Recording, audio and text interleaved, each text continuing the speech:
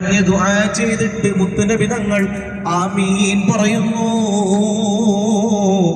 വീണ്ടും ഹബീബായ തങ്ങൾ പ്രാർത്ഥനാ നിരതനാണ്, വീണ്ടും ദുആയിലാണ്, വീണ്ടും ആമീൻ പറയുന്നു. വീണ്ടും സ്വഹാബത്ത് അതിങ്ങനെ വീക്ഷിച്ചു കൊണ്ടിരിക്കുന്നു. റസൂലുള്ള വീണ്ടും കരഞ്ഞു ദുആയില. അവസാനം മൂന്നാമതും ആമീൻ പറയുന്നു. സ്വഹാബത്ത് ചോദിക്കുന്നു, നബിയേ എന്തിനാണ് അങ്ങ് കരഞ്ഞു ദുആ ചെയ്തത്? എന്തിനാണ് അങ്ങ് ആമീൻ പറഞ്ഞത് നബിയേ? അന്നേരത്ത് റസൂലുള്ളാഹിന്റെ മറുപടി, എന്റെ ഉമ്മത്തിൽപ്പെട്ട ആളുകൾക്ക് ശഫാഅത്ത് നൽകാൻ, റെക്കമെൻഡ് നൽകാൻ ഞാൻ എന്റെ യജമാനനായ റബ്ബിനോട് കരഞ്ഞു ചോദിച്ചപ്പോ 1/3 ആളുകൾക്ക് തന്നു. ഞാൻ ആമീൻ പറഞ്ഞു. പക്ഷേ എന്റെ മനസ്സ് ബാക്കിയുള്ളവരെ ഒഴിവാക്കാൻ തോന്നിയില്ല.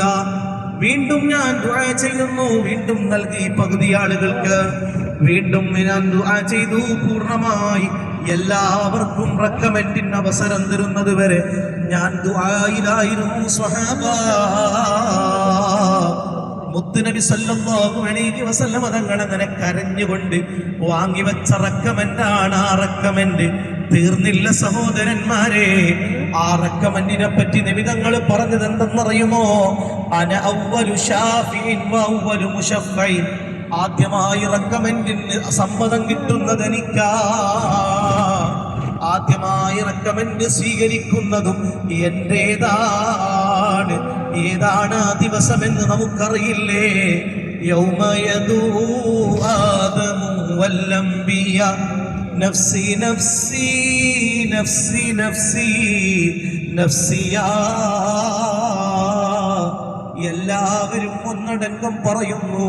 ആദം അലൈഹിസ്സലാത്തു വസ്സലാം മുതൽ വന്ന എല്ലാ പ്രവാചകന്മാരും എല്ലാ മനുഷ്യ മക്കളും പറയുന്നു, നഫ്സി നഫ്സി. എന്റെ നഫ്സിന്റെ കഥ എന്ത്? എന്റെ നഫ്സിന്റെ കഥ എന്തോർത്തുകൊണ്ട് അവരെല്ലാവരും വിലപിക്കുമ്പോ യൗമ യദൂ ഖൈറു ഖൽഖിൽ അംബിയാ ഉമ്മത്തിയാ ഉമ്മത്തിയാ ഖൗമിയാ. ലോകത്തിന്റെ ഹബീബ് സല്ലല്ലാഹു അലൈഹി വസല്ലമ തങ്ങൾ അവിടുന്ന് പറയുന്ന വാചകം ഉമ്മത്തി ഉമ്മത്തി, എന്റെ സമുദായമേ, ഞാനിതാ നിങ്ങളെ കാത്തിരിപ്പുണ്ട്. ആദം നബി അലൈഹിസ്സലാം മുതൽ ഈസാ നബി വരെയുള്ള ഓരോ പ്രവാചകന്മാരുടെ അടുത്ത് നിങ്ങൾ പോയിട്ട് നിങ്ങൾ ക്ഷീണിക്കണ്ട, നിങ്ങൾ പ്രയാസപ്പെടണ്ട, നിങ്ങൾ ആരുടെ അടുത്തോട്ടും പോകണ്ട. അന ഇൻദ ഹൗദി, ഞാനാണ് റെക്കമെൻഡ് ചെയ്യാൻ അവസരം കിട്ടിയവൻ, ഞാനാണ് ആദ്യമായി സമ്മതം കിട്ടുന്നവൻ, ഞാനാണ്. എനിക്കാണ് ആദ്യമായി സമ്മതം കിട്ടുന്നത്. എന്നിട്ട് ഞാൻ നിങ്ങൾ കാണാത്ത സ്ഥലത്ത് പോയി ഒളിച്ചു നിൽക്കുകയല്ല.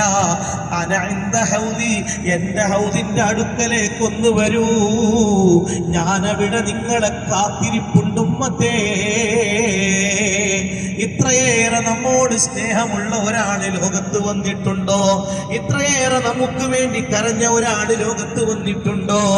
അതാണ് ലോകത്തിന്റെ നേതാവ് സയ്യിദുനാ റസൂലുള്ളാഹി സ്വല്ലല്ലാഹു അലാ മുഹമ്മദ് സ്വല്ലല്ലാഹു അലൈഹി.